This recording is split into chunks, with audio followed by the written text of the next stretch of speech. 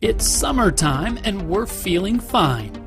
Welcome to another exciting episode of Everything Zen, where we discuss everything in the Zenescope universe, from Astaire and Gretel to Robin Hood, All Guts No Glory, and so much more. This is Zenescope. I'm your host, Mark Sells, and we're happy to have you with us for our June edition of Everything Zen. It's really hard to believe, but June represents the halfway point of the year. And it's a time of extremes. If you live in the northern hemisphere, summer is starting and every day lasts a little longer.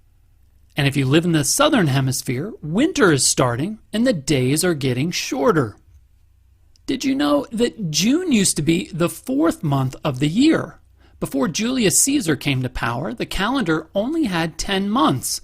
Then in 46 BC, he created the Julian calendar by adding 2 more months and making June the 6th month of the year.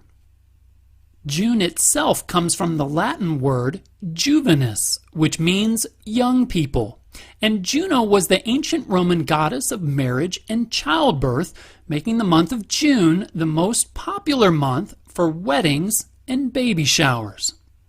In the United States, June is LGBTQ Pride Month, Great Outdoors Month, and National Oceans Month. You've got Father's Day and Juneteenth, or Emancipation Day on June 19th this year. The first official day of summer kicks in on the summer solstice on June 21st, and Midsummer Day is celebrated on June 23rd. Not so much the middle of summer, but the midpoint of the growing season, halfway between planting and harvesting. Many important and influential people have been born in June, among them Anne Frank, Morgan Freeman, Paul McCartney, Prince, George Orwell, Meryl Streep, and Marilyn Monroe. The last episode of The Sopranos aired on HBO on June 10th, 2007, and polarized its audiences with that Don't Stop Believin' fade to black. The 21-time Emmy Award-winning show ran for 6 seasons and had nearly 12 million households tuned in to watch the fate of Tony Soprano.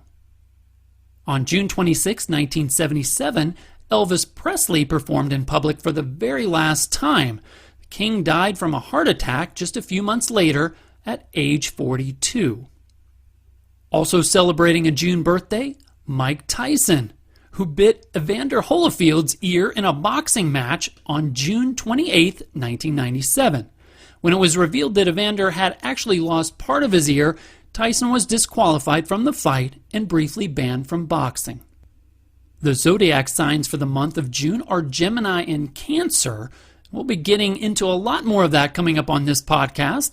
We've also got some fantastic Zodiac-focused podcast Word of the Month prizes for you.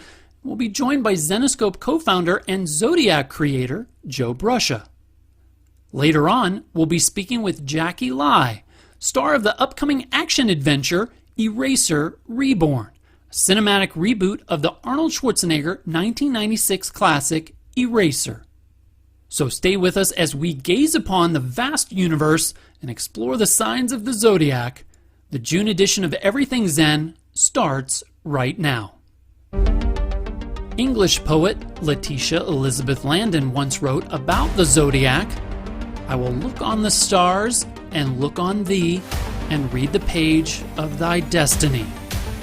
That's all. You just have to look up in the sky. It's all written in the stars. The Zodiac was used in the Roman era and based on concepts from Hellenistic and Babylonian astronomy from the mid-1st millennium BC. It's the basis for the Ecliptic coordinate system, a belt-shaped region in the sky that extends 8 or 9 degrees to the north or south ecliptic across the path of the sun in the celestial sphere over the course of the year. And it's divided into 12 signs, each occupying 30 degrees of celestial longitude corresponding to the star constellations: Aries, Taurus, Gemini, Cancer, Leo, Virgo, Libra, Scorpio, Sagittarius, Capricorn, Aquarius, and Pisces.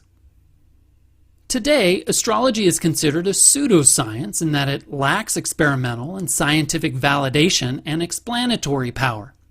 But in ancient times, astrology and astronomy were inseparable, as astrology was a means of interpreting the influence of stars and planets on early affairs and human destinies. Astrology originated in Mesopotamia in the 3rd millennium BC and spread from India and Greek civilizations to European culture during the Middle Ages, continues to provide love, financial, and health guidance today. What's your sign, and how is your day, month, or year going to go? You can check out your daily horoscope in the Chicago Sun-Times, Washington Post, Elle Magazine, horoscope.com, and so many more. Of course, we would be remiss if we didn't mention another Zodiac-related topic, and that involves the pseudonym of the still unidentified serial killer in the greater San Francisco area in the late 1960s, who claims to have murdered 37 victims and is linked to numerous cold cases still open today. Nicknamed the Zodiac Killer, the origin of the name was tied to a series of taunting letters and cards that he mailed to local newspapers, threatening various acts if they were not printed. Many of the letters included cryptograms or ciphers, 2 of which remain unsolved, and one was cracked as recently as 2020. Perhaps a good story for Zenescope's Tales of Terror quarterly series sometime down the road.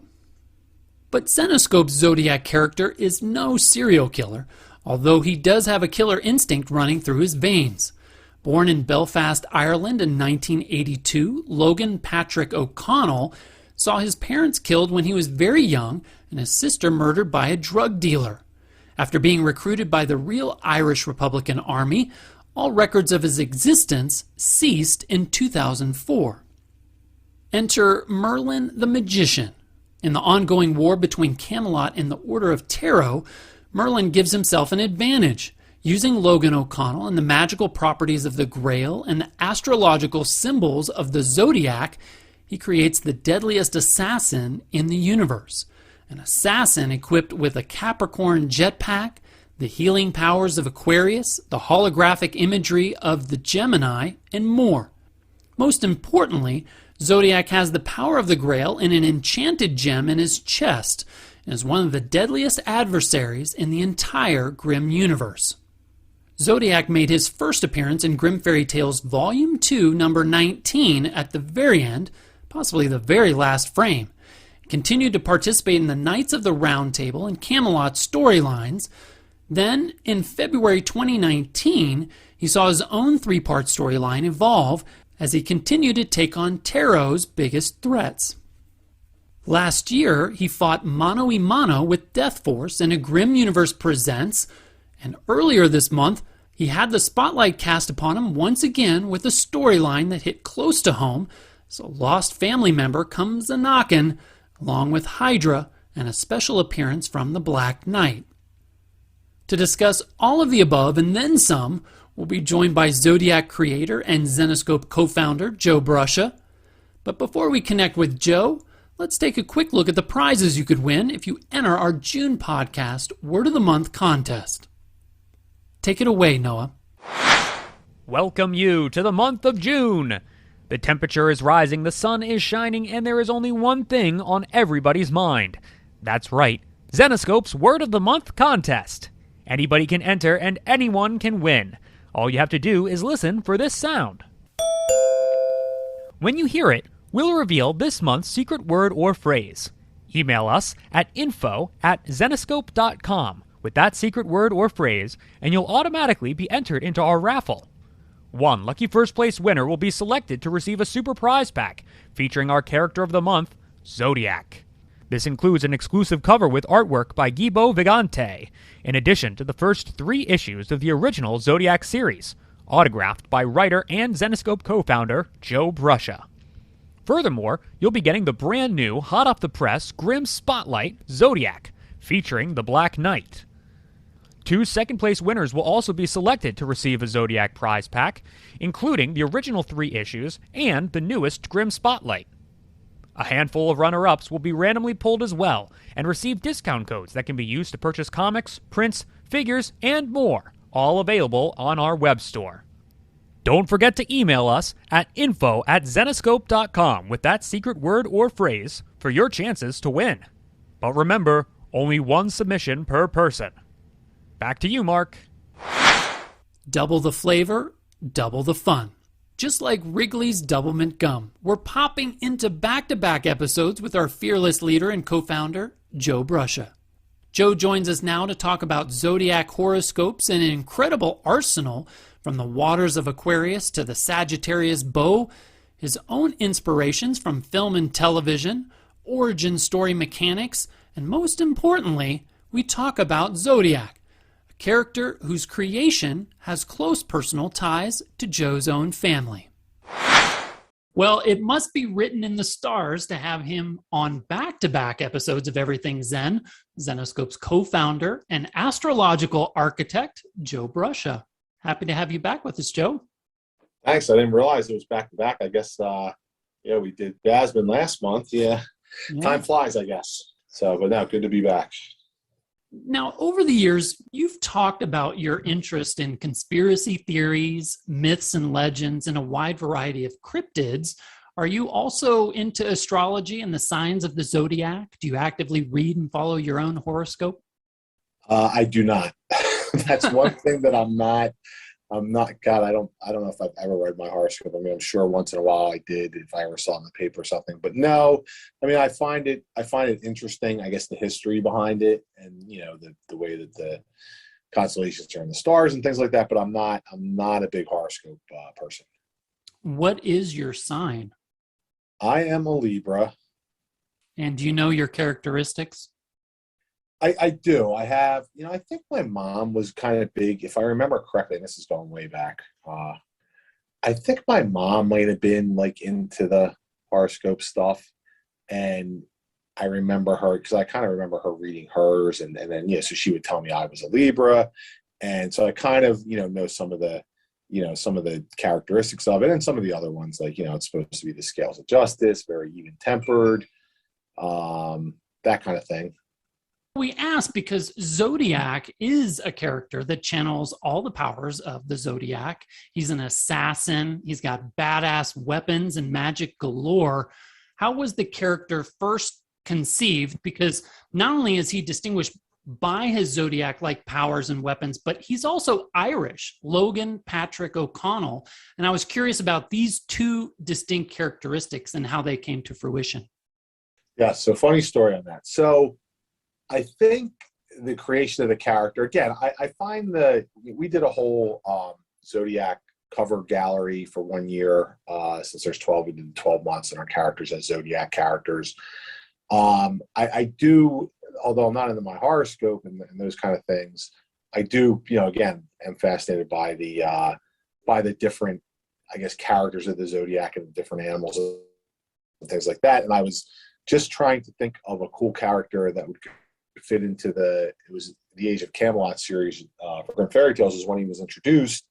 And I don't know, I started thinking of, again, I don't know where half these ideas come from, but I started thinking about, how would each sign correspond to a power or a weapon or something like that. And I was like, I don't think anybody's ever, and I could be wrong, I'm sure somebody's done it somewhere in the past, but I don't think anybody's kind of used the name Zodiac for one character that I know of, and maybe somewhere deep in my memory they have, but also kind of combine that with the signs of the Zodiac to have different powers and different weapons. And it kind of tied into Age of Camelot with Merlin and magic. And you would think somebody like Merlin would be interested in astrology and this, the constellations and those characters and things like that. So that's where the actual character came from.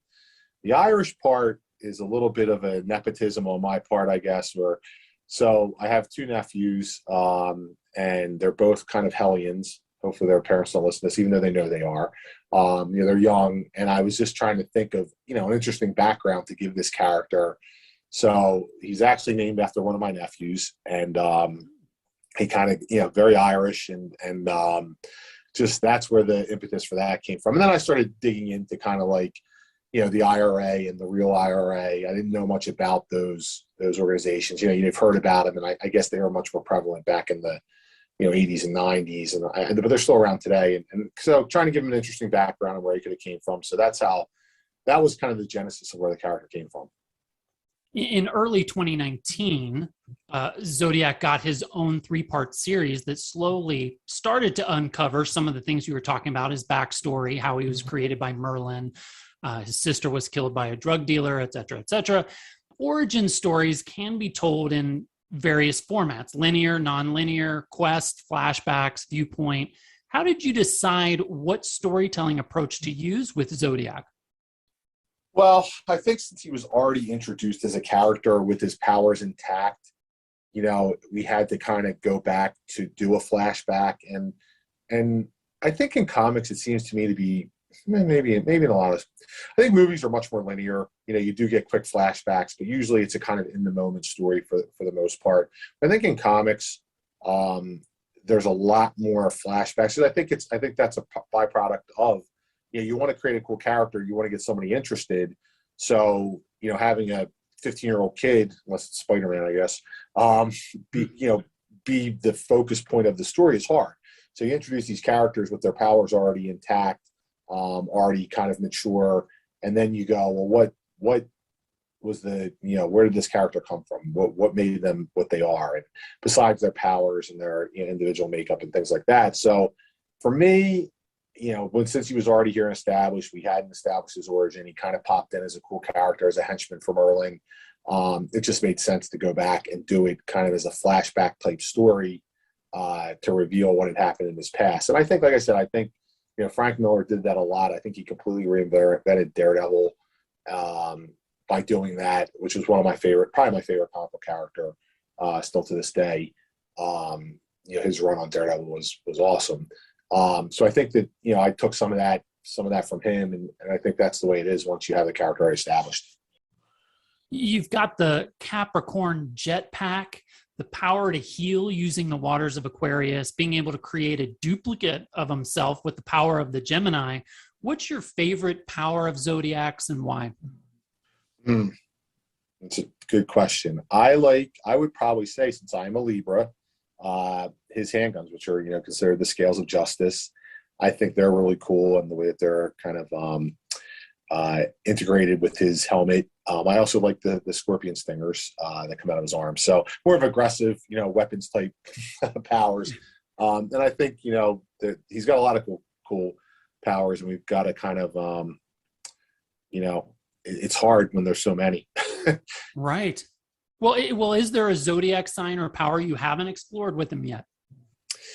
No, I think we've had them all out there, but like sometimes when I'm writing and other people have written this character too, I think, but I always think, I don't know that we've had the opportunity to really, like you mentioned, the Gemini power. Like that's a cool power, and they've done it in, I remember in Total Recall when Arnold Schwarzenegger had the watch and was duplicating himself, and then they do it in the Avengers where Loki can duplicate himself, and it's a really cool power. We've probably underused that, like again with so many. I think we probably have to expand on some of them and show his thought process with so many of them. But maybe that's why he just likes to pull out the guns and start blasting. He doesn't worry about the other ones so much. Well, in addition to his own miniseries, we were treated to a smackdown between Zodiac and Death Force last year. And this month, he is the Grim Spotlight with a unique story that involves a relative of his, Hydra and the Black Knight. So without spoilers, what can you share about the story, and how does it enhance Zodiac's purpose and motivations? So again, a little bit of nepotism. I needed to, since I have two nephews, I needed to treat them equally, and they're young and impressionable. So I wanted to create a side character for my other nephew. So that's a little bit of it. I also, wanted to expand on his backstory and flesh that out a little bit more. So that takes place in this issue, and I think that it's Zodiac has a lot of guilt about what he's done in the past. So how's he going to handle that? And he's still not really a hero, nor an anti-hero. I think he's kind of on the fence of where he's going to be or what he's done. So a lot of that gets resolved in this issue. I hope that doesn't give too much away, but that's kind of what the impetus for the story was. That's good. Well, you mentioned family as being an inspiration. But as a storyteller, what types of movies, films, books, characters are you following today that fuel your creative side? Wow, that's a tough question because I don't read, nor do I watch movies, nor do I watch TV shows as much as I would like to, as I should, as much as I used to before I started this company. I was just talking, we're supposed to have, my wife and I are supposed to watch Breaking Bad tonight, which I've tried to finish for like 10 years, or however long it's been out. But, Wow. I think that, I'm a big fantasy person. I think, my favorite book series is The Lord of the Rings. I think they did a tremendous job with the films. They're not as good, but they're probably the best adaptation of any novel that I've ever seen. The original comics that I read, I think were very influential. The Star Wars films, I watched Empire Strikes Back, after not seeing it for probably 20 years, after the first time I saw it. And I didn't realize how much it affected me until I saw it again, how much it kind of, inspired me at that young age of 10 or 11 to kind of, teach you what's right and what's wrong, because I didn't have a great moral center at home with my family. So I think that those kind of movies that are both action oriented, but also have a heart, that's a lot of where I think I get some of my ideas from. Very cool and insightful, Zenescope fans. In typical Zenescope fashion, and this is not really a spoiler, but there's a teaser at the end of Grim Spotlight. What will Zodiac do now? There's a lot of good that can be done. So when will we see Zodiac again? And what does the future hold? Hopefully, again, next year, I would think most likely we'll do another one-shotter. I think we're kind of experimenting with the way we're releasing stories now, whether they're one-shots or miniseries. We just planned a new Oz miniseries, which we haven't done many miniseries lately with our Grim Fairy Tales universe, but we're planning that today in one of our story meetings. So we're kind of experimenting. Maybe we'll do another miniseries with Zodiac. I think he's one of, obviously we have a ton of female characters that we really are prevalent in. We have a lot of female heroes. We'd like to expand the male ones, get them out there a little bit more. And I think from the fan reaction that I've seen from Zodiac, people seem to really like him and Death Force. So I think we've got to kind of continue to bring him to the forefront. I think he's an interesting character. So definitely, another one shot at the least next year, and maybe we'll try and get a miniseries out. Oh, that's exciting. Well, that'll do it for now. I think our horoscopes are all full. So until next time, and maybe we'll do it again next month, or maybe not. Thanks, Joe. Yeah, no problem. Thank you, Mark. If you'd like to learn more about Zodiac, stop by Zenescope.com today, and midway down the homepage, you'll see a section entitled Zodiac 101. It's got the single issues of Zodiac as well as his bout with Death Force and the latest Grim Spotlight released this month. Everything you need to uncover the powers of the Zodiac. Our podcast word of the month is here, and for June, we're going to go with the Zodiac sign that is represented by the scales for balance, harmony, peace, and justice. The sign that aligns with Zenescope's very own Joe Brusha. And that would be Libra, someone born between September 23rd and October 22nd. The June podcast word of the month is Libra. Moving forward now, let's take a look at some of the exciting events coming up on the Zenescope calendar for June 2022. New releases drop every Wednesday and are discussed in detail on YouTube with Amber and the creators on our weekly live stream, New Comic Wednesdays. This month, Zodiac makes his stellar return in a new Grim Spotlight with special guests, Hydra, the Black Knight, and a blast from Zodiac's past. Then, just in time for summer, we're heating things up with the 2022 Grim Fairy Tales swimsuit special. 4 incredible covers and a new story that features all of your favorite heroines and villainesses soaking up the sun. It's a must-have book, one of the most popular releases every year. Also this month, you can learn how Sky Mather's story begins in the Grim Fairy Tales Odyssey graphic novel. Robin tries to help Mystere and Talisman escape their own demons in the Robin Hood annual, Children of Darkness. Skye continues to work her way out of the oppressive steampunk world of Oz in issue number 61 of Grimm Fairy Tales. And last but not least, for Team Carrie's fans out there, the Goddess of Death returns to the classroom in an all-new Tales of Terror quarterly with 4 new lessons for students and teachers at the end of the month.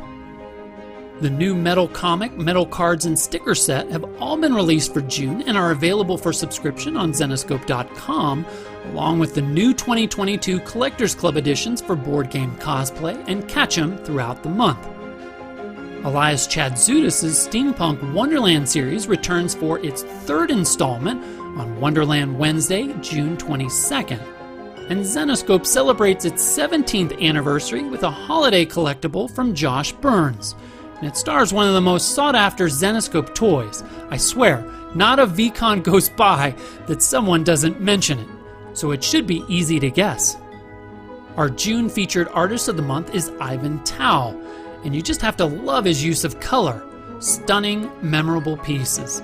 He has a sticker set and metal cards, and you can get all 3 new art prints of his for just $40 this month. Plus, get a free copy of the Bell Annual number 25 with a purchase of his Bell full-sized art print. And lastly, we're gonna party like it's our birthday, because it is Zenescope's 17th birthday this month. Ralph, Jason, Noah, Casey, and the gang are back on Wednesday and Thursday, June 22nd and 23rd. They'll have all kinds of new books and packs and prizes and games, special guests, and lots of birthday fun.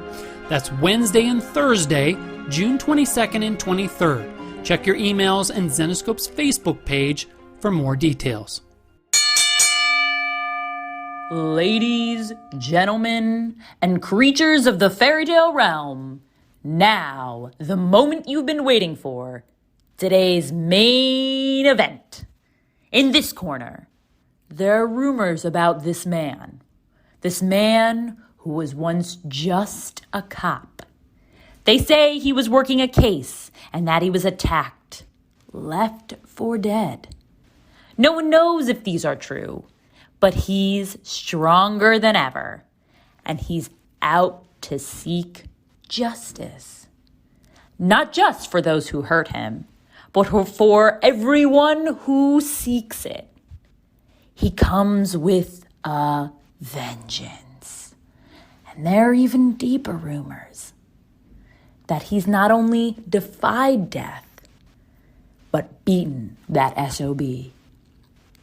He's got a vengeance to kill. Please welcome Death Force. And the other corner, today's featured podcast character. This man has gotten his own NCW exclusive collectible cover for the month of June. Another killer, shall I say. One with magical powers, who many claim was born to kill.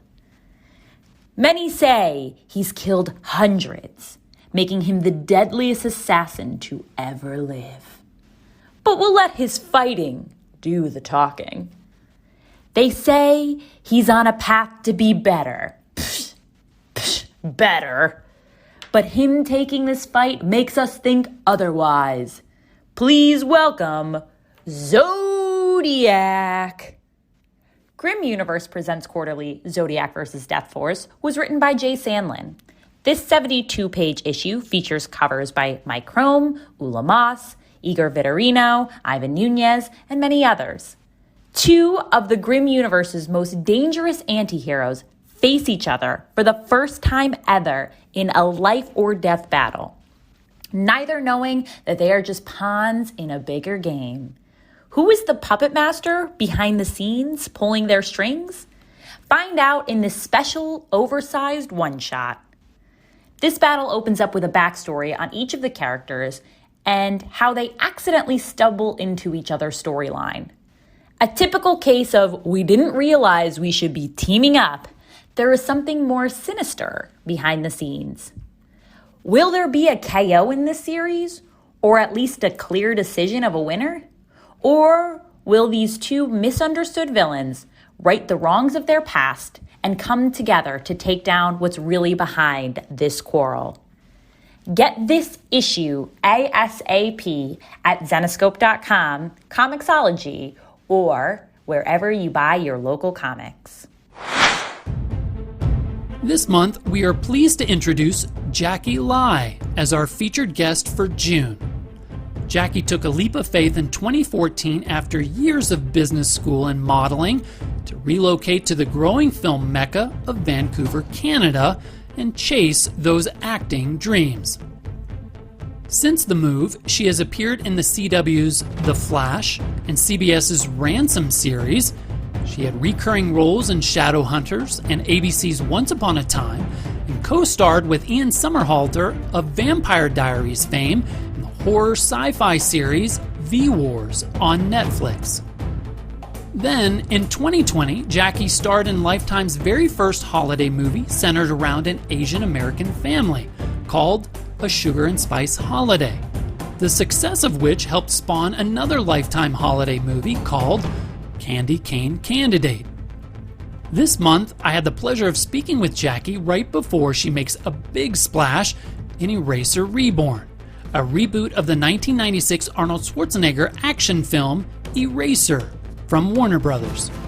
We got to talk about some of her favorite ad campaigns and acting experiences from early in her career, how the movie Titanic left a lasting impression, and of course, the influence of Arnold, the impact of technology, and how it all comes together in her starring role in Eraser Reborn. Here's how our conversation went. Today, we are so happy to have Jacky Lai here with us on Everything Zen. Jacky, welcome to the show. Well, thank you so much for having me. Now, I read that your family immigrated to Canada from Vietnam when you were about 5 years old. What do you remember from that experience, and how did your family settle upon Toronto as a place to call home?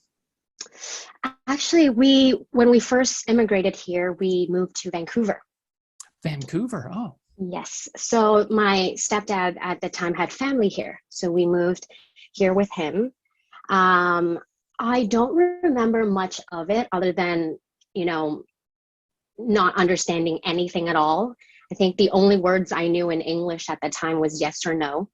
That was it. And I got to experience snow for the first time here. Yeah. So that was really cool. I don't remember much about the experience other than those little blips. As a young girl, did you always have your sights set on acting, or was there another career that excited you more? I always knew I wanted to be in entertainment in some sort of performance arts, just because in my room, the doors closed, I would be lip singing, dancing, and no one will know. I was very hyperactive, I felt like, as a kid. And it's funny that as I gotten older, I've become much more introverted. But I think as a kid, I always knew I wanted to perform. There was something that it just made me so happy. Were there any particular films or actors that helped fuel your acting aspirations? The thing is, when I first came here, because I didn't speak English, I didn't watch a lot of North American films. But one in particular stood out for me because it was the first movie I ever watched in theaters was Titanic. And yeah. Pretty memorable movie. Exactly. Yeah. And at the time, not knowing English, I was still so enamored and in love with what I was seeing. And to me, I feel like it was such a huge impact. It made such a huge impact for me, even as a kid and not knowing English. So I think for me, I would say Titanic was kind of like my intrigue into what film was. It's a good one. Yeah. Talk to me a little bit about your education. Where did you go to school? What did you study? And at what point did you move away from business into modeling and acting? I did, modeling here and there through university. I went to school for business. I was in a long-term relationship. It was about 5 years. That ended, and I ended up in a place where it made me think about what is it that I want to do. Because I think at that time, the person I was dating wasn't so keen on kind of like me being in, you know, a model or an actor. And when that ended, it just kind of opened me up to what is it that I want to do. And for me, the one thing that always stood out was, I guess, the arts, TV, film, because I get bored really easily. This industry scares the shit out of me, but also allows me to do so many different things. And so I just kind of woke up one day, booked a ticket, moved to Vancouver 10 days after. Wow. And that was it. Yeah. Well, you say the industry scares the heck out of you. What do your parents think about your acting career? Have they been supportive from day one, or did it take some convincing? You know, I'm really lucky. I feel like my parents have always been really supportive. My parents are a lot younger. So I feel like our relationship was more like friends. There was not a lot of like, you have to do this, you have to do that kind of thing. They're just very, they've always been very supportive. Like I worked for them while I was in university, and they would let me like run out of work to go to auditions and do whatever it is that I needed to do. So yeah, I'm really lucky in that aspect. That's great. Yeah. You also got to model for Axe deodorant, Dentine Ice, Acura, Subway. Did you have a favorite or least favorite ad campaign that you remember? One of my favorite. I think one of the most memorable ones, I think, was one. It was my first commercial. It was for OLG, the Ontario Lottery Gaming Company, and it was a huge set, and we were running away from a robot, and we had to scratch quickly to electrify the car so that it could go, and it was pretty epic for, I guess, for me being the first commercial, first set I'd ever been on. So I'd say that's the most memorable. Any fan of Arnold Schwarzenegger or action films in general is familiar with Eraser. What is Eraser Reborn about, and how is it different from the 1996 film? Eraser Reborn is about a U.S. Marshal, Mason Pollard, who runs or is a part of a program that erases witnesses who are in a life and death situation, and that is a way to protect them before they show up in court to testify. I feel like in the story is similar to Eraser, but I think the characters are slightly different. The world is different. I mean, in 2020 now, erasing people is very different with social media. Yeah. I think in terms of my character, she's very different from that of which Vanessa William played in the 1996 Eraser. And I mean, we got to use Cape Town as the backdrop and play it as Cape Town, which is so beautiful. And there's so much culture that we get to use because it was in Cape Town. So that was really cool. So that, and I feel like that's what makes it different from the 1996 film. Did you study the original Eraser film to prepare for the role? And does it have some of those catchphrases like, you've been erased, don't move, you're dead, those types of things? Please say yes. Yes, it definitely does. I mean, how can you not? I think people would be very disappointed if you don't have the catchphrase, you've been erased. Like I said, I think my character was quite different. So I could watch the original Eraser and not feel like I'm, emulating anything. I did watch it. I wouldn't say I studied it, but I wanted to kind of understand the story and where and how ours come in. So yeah, I watched it. I wouldn't say I studied it, and it was different enough that I could get a good understanding and kind of start anew with Eraser Reborn. Was there anything that you learned from being on, great television shows like Shadowhunters, Beyond, V-Wars, that has helped you in your career today and has helped you on a film like Eraser? And what are some of the noticeable differences between television and film?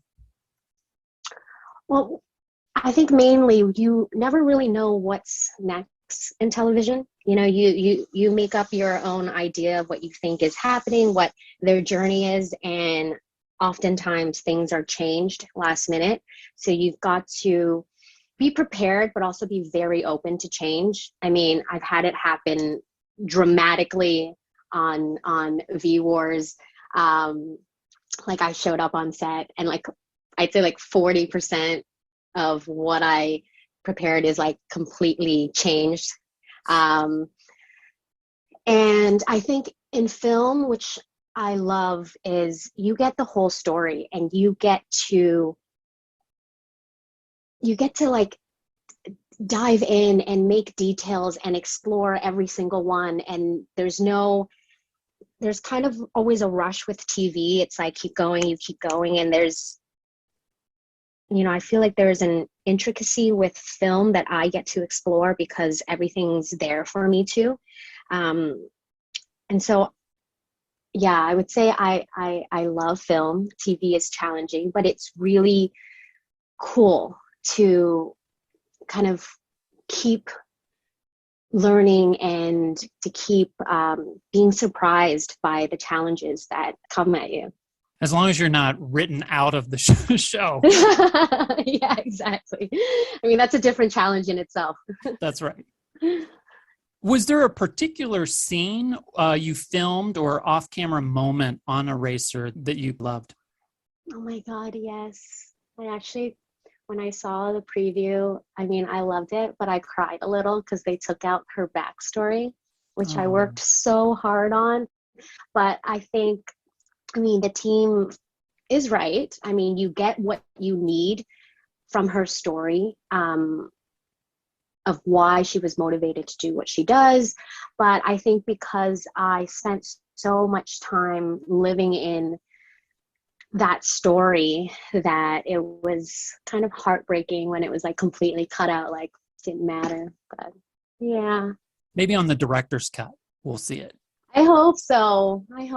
Jacky's cut, we'll see it. Yes. Maybe I'll ask for a private video of that. There you go. Going from vampires and monsters to something like Candy Cane Candidate, try saying that 3 times fast, is quite the change.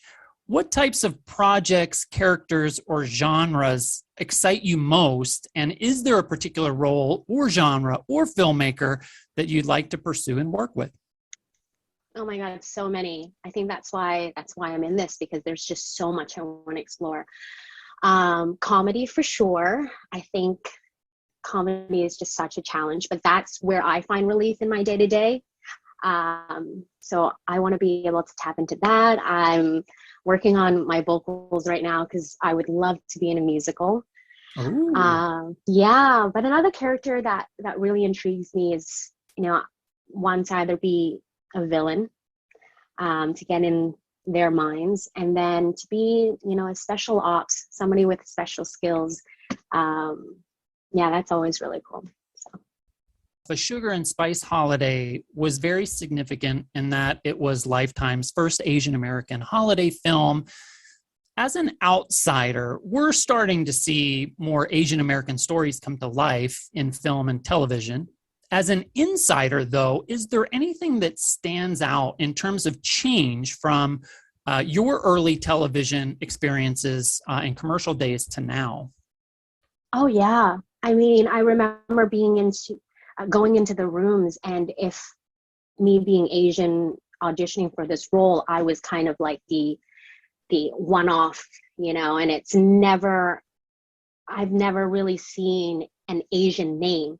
I've always gone in for a Caucasian name and being like the other option. But it's really amazing to see things grow and people being specific too, not just them being Asian, but, Korean, Vietnamese, and people wanting to cast the correct ethnicity for the roles. I think that's wonderful. And it's crazy to be able to see that in, the short amount of time that I've been in the industry. Yeah. And it has such an impact on the little Jackies that are out there today, and seeing representation on film and television is so important. 100%. I mean, I think I talked about it during the press for Sugar and Spice Holiday, where I grew up thinking that to be beautiful, you had to look Caucasian. Mm-hmm. And I dyed my hair blonde. I wore green contacts because I didn't think that me looking the way I was could be a love interest. Mm. And so getting the role of Sugar and Spice Holiday was a dream come true. I mean, I love romantic comedies, and yeah, to be able to be a romantic lead was, I can't even put into words still. So lucky that it existed and that I was able to be a part of that. Awesome. What are some of your current goals? Where is Jacky 5 years from now? What is she doing? I want to direct. I want to produce. I mean, I love this industry so much, and there's so much more I want to do. So definitely those two avenues. I think also I just fell in love with Cape Town so much that my dream in 5 years is to have a vacation home there, be able to go back and forth. Yeah, it's beautiful. Have you been? Now, I have not, but now you're tempting me to hop on a plane and go myself. It sounds great. Oh my God, you should. I mean, if you love scenery, culture, sunsets, it's kind of my jam. I loved it there. That's great. And it wasn't on a green screen or in a studio either. So no. Yeah, that's what's really cool. I mean, there's a scene where we got to film in an area that is never really showcased. They went through a lot of hoops in order to film there and pay respects to the people there. And I'm really excited for people to see that. It's probably one of my favorite scenes, even though I'm not in it, of the movie, just cool. Because of the area. Mm-hmm. My last question for you today, it's after Eraser Reborn releases in June, what upcoming projects do you have? Well, I mean, as we were saying, we're at a time where I'm getting a lot of great opportunities. The industry has really opened up for diversity. And so my team and I are very deliberate in what projects we're doing next. We're reading a bunch of scripts to see what is the best move right now. Is there going to be another Lifetime holiday movie in that mix, do you think? I can't say anything. We'll hope, though. We'll hope.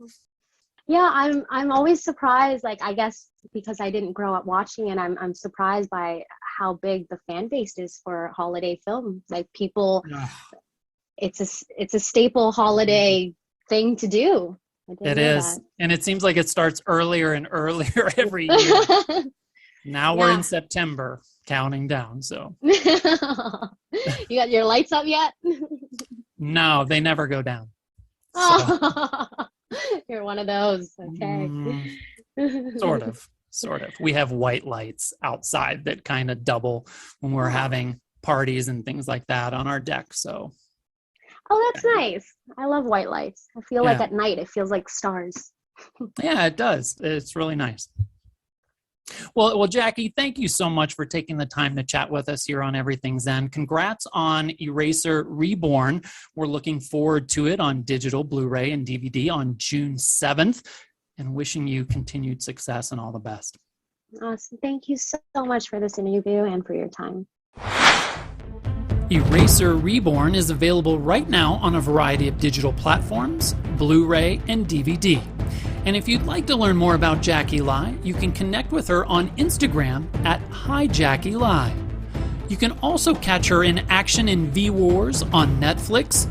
Shadowhunters is available on many different platforms today, and you can even catch A Sugar and Spice Holiday and Candy Cane Candidate streaming right now on Amazon Prime. And that'll bring a close to this edition of Everything Zen. A very special thanks to Amber, Noah, Zenescope co-founder and Zodiac creator Joe Brusha, and our featured guest, Jacky Lai. I'm your host, Mark Sells. Thank you for listening. Ralph Waldo Emerson once wrote, "Live in the sunshine, swim in the sea, drink in the wild air." That's truly a summer state of mind. Have an amazing June, everyone.